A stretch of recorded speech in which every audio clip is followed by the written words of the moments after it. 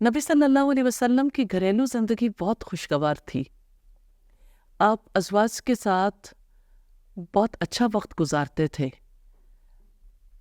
آپ کی ازواج ایک گھر میں اکٹھی ہو جاتی تھیں اور آپ ان کے ساتھ عمدہ وقت گزارتے۔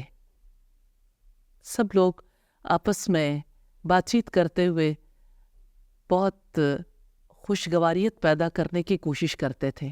ایک بار ایسا ہوا کہ سیدہ صفیہ نے نبی صلی اللہ علیہ وسلم کے پاس کھانا بھیجا۔ آپ اس وقت حضرت عائشہ کے گھر میں تھے رضی اللہ تعالی عنہ۔ حضرت عائشہ کو بہت زیادہ محسوس ہوا کہ صفیہ نے اس موقع پر کھانا بھیجا ہے۔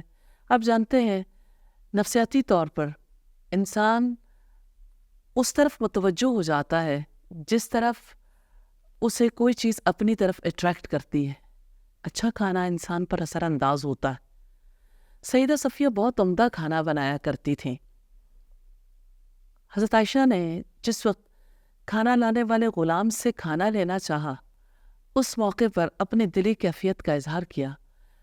ایسے جھٹکے سے پلیٹ پکڑی کہ پلیٹ اور کھانا دونوں ہی نیچے جا پڑے۔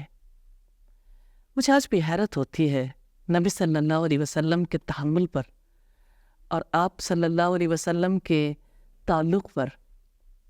اس موقع پر آپ نے سیدہ عائشہ سے کچھ نہیں کہا، مسکرا دیے۔ پھر آپ نے سیدہ عائشہ سے کہا اب اپنی بہن کی پلیٹ واپس کر دینا۔ میں آج سوچتی ہوں کہ ہمارے دور کا کوئی شوہر ہو تو اس ایک بات پر کس قدر فقرے جو ہیں وہ ایک خاتون کو سننے پڑے۔ نبی صلی اللہ علیہ وسلم کی ذات میں یقیناً مردوں کے لیے بہت عمدہ مثال ہے کہ اپنے گھر والوں کے ساتھ وہ کس طرح کا وقت گزاریں اور کس طرح ان کی باتوں پر اچھے تاثرات کا اظہار کریں۔ اللہ تعالیٰ سے دعا ہے ہم سب کو اس کی سمجھ نصیب فرمائے۔